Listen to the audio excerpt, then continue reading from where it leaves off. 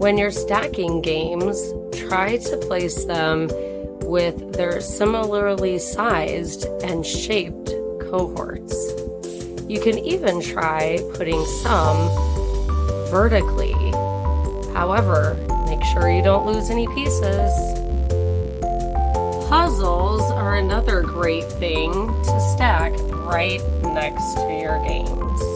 If your box falls apart, consider repurposing another box for your game. Another option that you can use is these cool vinyl pouches. They're a great way to store both games and puzzles. Repurpose a shoebox to hold your card games and dice. And don't forget to label it. There are some games that simply will not fit in a box. For those, they are perfect for the top row. You can just stick them right on top of the other boxes.